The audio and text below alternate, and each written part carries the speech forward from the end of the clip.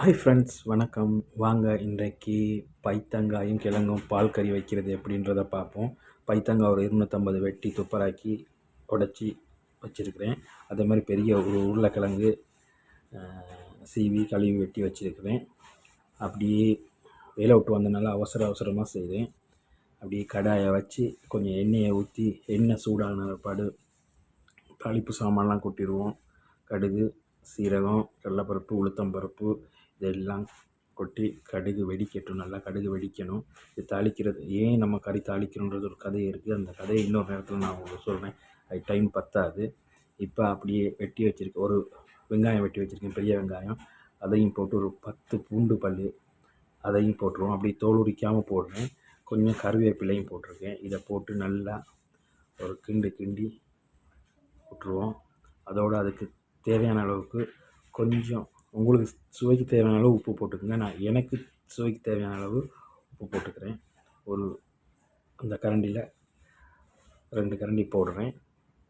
போட்டு அதையும் போட்டு நல்லா ஒரு கிண்டி கொஞ்சம் லைட்டாக வதங்க விட்டுருவோம். வதங்கினதோடு அப்படியே வெட்டி வச்சுருக்க கிழங்கு, ஏன்னா கிழங்கு கொஞ்சம் வேகிறதுக்கு லேட் ஆகும். அதனால் கிழங்கையும் போட்டு நல்லா வேக விட்டுருவோம். வெட்டி வச்சுருக்க கிழங்கெல்லாம் அப்படி எல்லா கிழங்கையும் ஒன்றா எடுத்து புறக்கி போட்டுருவோம்.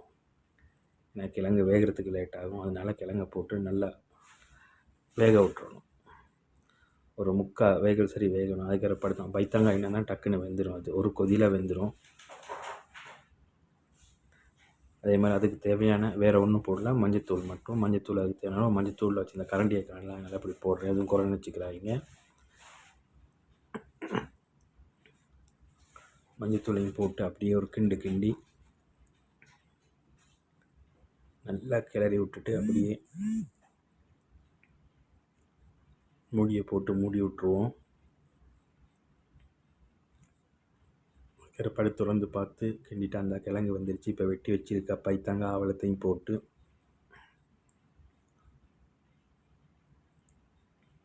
எல்லா பைத்தங்காயும் போட்டு அப்படியே ஒரு கிண்டி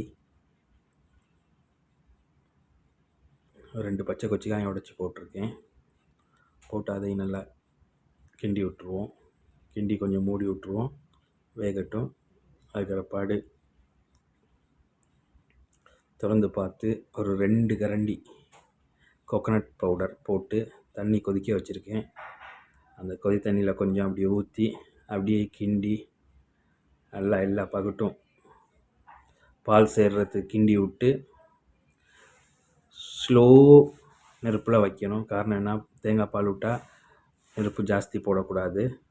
அந்த ஸ்லோ நெருப்பில் கொதிக்கட்டும். அப்படியே பார்த்திங்கன்னா இப்போ கொதிச்சிருச்சு. இப்போ கொஞ்சம் தேசி புளியும் விட்டு அப்படியே இறக்கிடுவோம்.